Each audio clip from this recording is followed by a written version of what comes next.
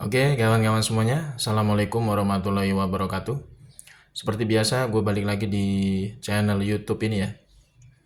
Oke, untuk kesempatan kali ini gue ingin masih melanjutkan pembahasan terkait dengan dugaan ijazah aspal dari Muki di Sontoloyo Bahlul Peko ya. Ini ada berita terbaru dari Dokter Tipa ya, yang semakin meyakinkan kita masyarakat Indonesia yang masih waras, yang masih cerdas ya, akan keaspalan dari ijazahnya Muki di Peko itu ya. Karena kalau kita lihat dari informasi yang diberikan oleh Dokter Tifa ini ya, ini memang sudah menjadi kelaziman bahwa ijazah asli itu ya seperti ini gitu kan ya. Keluaran resmi dari Kemendikbud Dikti.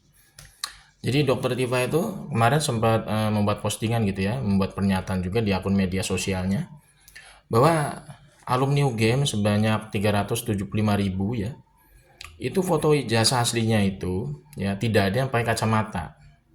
Kemudian yang kedua, ya, cap stempel dari ijazah asli ijazah asli alumni UGM sebanyak 375.000 itu cap stempelnya itu posisinya berada di atas pas foto. Jadi di sini ada dua informasi penting yang diberikan oleh Dokter Tifa ini yang semakin membongkar keaspalan ijazahnya Mukidi ya.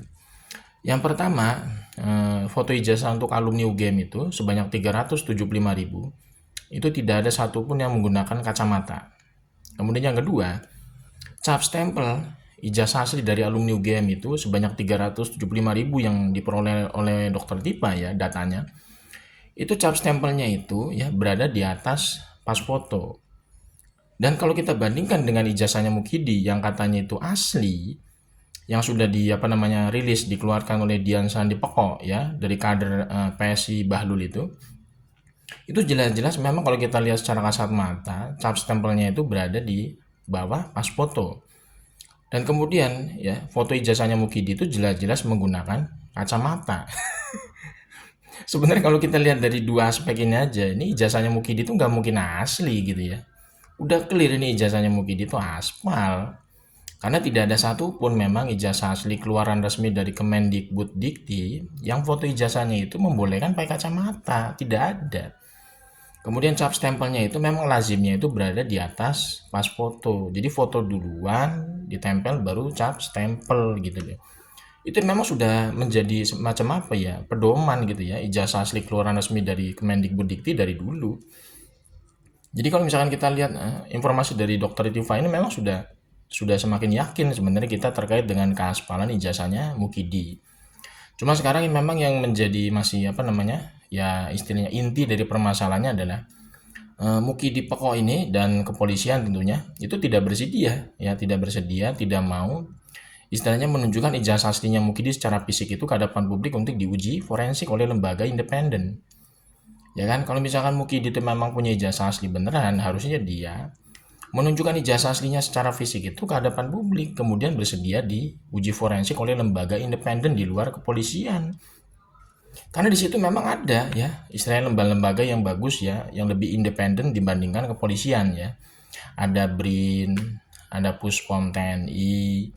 Kemudian di situ juga bisa mengundang yang namanya laboratorium forensik luar negeri ya, diaspora juga sudah menyediakan sebenarnya jasa untuk menguji forensik di luar negeri gitu kan ya, lebih independen. Kalau misalkan kita lihat secara kasat mata aja memang ijazahnya Mukidi itu ya, itu memang sangat sangat pasti itu ya, 11.000 triliun persen itu aspal. Karena foto buat ijazah itu nggak mungkin pakai kacamata gitu ya. Keluaran resmi dari Kemendikbud Dikti. Kemudian cap stempel ijazah itu pasti berada di atas pas foto gitu kan ya.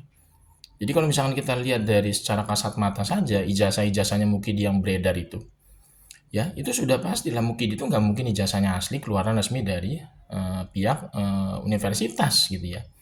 Ya pastilah ya, mana ada ijazah resmi keluaran dari universitas yang di bawah naungan Dikti itu, ya ijazahnya itu pakai kacamata itu nggak mungkin gitu. Karena memang lazimnya foto buat ijazah itu nggak boleh pakai aksesoris, ya nggak boleh pakai anting kalau cewek ya. Kemudian kalau kita kita semua ya nggak boleh pakai kacamata gitu kan, pasti dilepas. Apalagi tahun 80-an ya, tahun 80-an, tahun 90-an itu ijazah itu nggak boleh pakai aksesoris full. Bahkan cewek itu foto ijazahnya itu untuk perempuan ya, cewek itu ya, itu nggak boleh pakai jilbab zaman dulu. Jadi semua aksesoris itu memang harus dilepas ketika sesi pemotretan foto untuk ijazah. Makanya nih kalau misalkan kita telusuri lebih jelas lagi ya, itu memang udah clear lah sebenarnya ijazahnya Mukidi itu aspal. Karena yang kemungkinan yang paling utama itu karena apa? Karena sampai detik ini Mukidi itu nggak bisa nunjukin ijazah aslinya secara fisik ke hadapan publik. Untuk apa? Untuk diuji forensik oleh lembaga independen. Jadi kita semakin yakin bahwa yang bersangkutan itu memang ijazahnya aspal atau kita bisa sebut nggak punya ijazah asli. Karena kalau misalkan seseorang itu memang beneran punya ijazah asli, kemudian disuruh ya menunjukkan ijazah aslinya, itu pasti dengan mudah dia tunjukkan.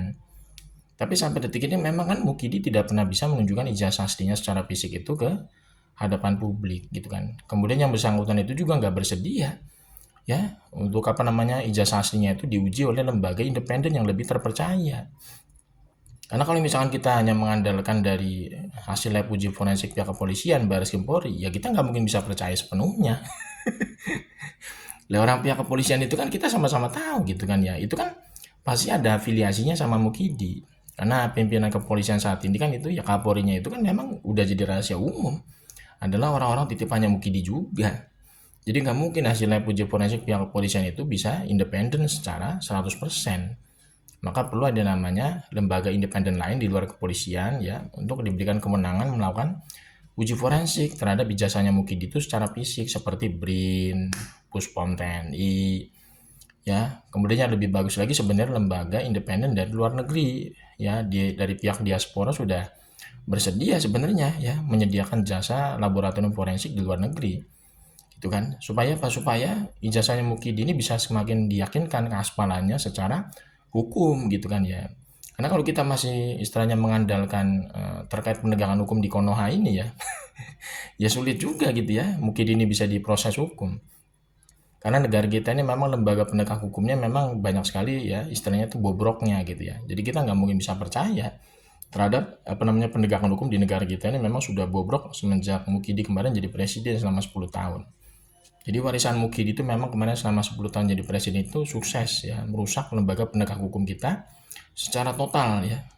Jadi ada yang namanya public distrust ya di tengah masyarakat terkait dengan proses penegakan hukum di negara kita. Itu adalah warisan dari rezim Mukidi kemarin selama 10 tahun jadi presiden ya. Sukses merusak lembaga penegak hukum kita ya secara total dari atas sampai ke bawah ya, dari hulu sampai ke hilir gitu kan. Itu masuk sangat mengerikan ya daya rusak dari Mukidi pekok ini ya. Walaupun yang bersangkutan itu katanya mukanya pelangap-pelongo lah macam-macam gitu ya. Tapi itu memang ya boleh dibilang kamuflase. Padahal aslinya itu yang bersangkutan itu memang seperti boleh dibilang ya serigala berbulu domba, mengerikan lah pokoknya.